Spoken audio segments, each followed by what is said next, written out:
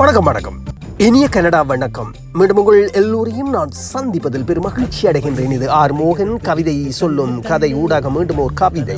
இக்கவிதையை எழுதியவர் தாயகத்தில் இருந்து கவிஞர் வீணா அபிவர்ணா முல்லைத்தீவு.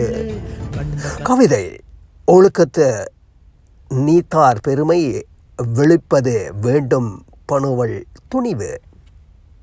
ஆக்கம்: தாயகத்தில் இருந்து கவிஞர் வீணா அபிவர்ணா முல்லைத்தீவு. ஒழுக்கத்தில் சிறந்து தனித்து நின்றால் போற்றி புகழும் இந்த உலகம். ஒழுக்கத்தில் சிறந்து தனித்து நின்றால் போற்றி புகழும் இந்த உலகம். தேவையை கூட தள்ளி வைத்து அதை தேகத்திற்கும் சொல்லி வைத்து சொல்லும் சொல்லில் உன்னை வைத்து உன்னில் யாவும் உண்மை வைத்து. தேவையை கூட தள்ளி வைத்து அதை தேகத்திற்கும் சொல்லி வைத்து சொல்லும் சொல்லில் உன்னை வைத்து உன்னில் யாவும் உண்மை வைத்து.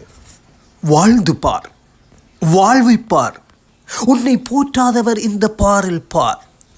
வாழ்ந்து பார், வாழ்வைப்பார், உன்னை போற்றாதவர் இந்த பாரில் பார். அற்புதம் கவிஞர் அபிவர்ணா. சொல்ல வார்த்தைகள் இல்லை, உங்கள் வரிகள் யாவுமே அற்புதம். இக்கவிதை எழுதியவர் தாயகத்தில் இருந்து கவிஞர் வீணா அபிவர்ணா முல்லைத்தீவு.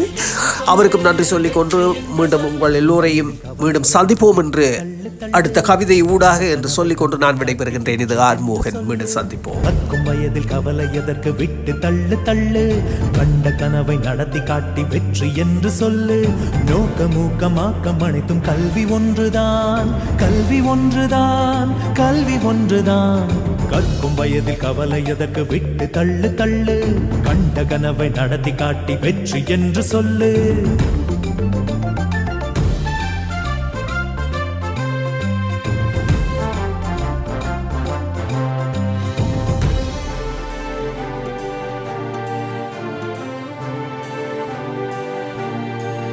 வானவெளியில் பாதை போடும் நமது கல்விதான், விண் கடந்து விண்ணளக்கும் நமது கல்விதான்.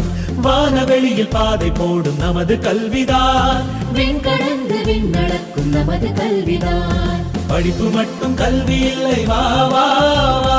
வாழ்க்கை கூட உயர்ந்த கல்வி என்று சொல்லவா. கழுது அளவு கல்வியாலும் மண்டம் இருக்கலாம். கற்கும் வயதில் கவலை எதற்கு விட்டு தள்ளு தள்ளு, கண்ட கனவை நடத்தி காட்டி வெற்றி என்று சொல்லு, வெற்றி என்று சொல்லு, வெற்றி என்று சொல்லு.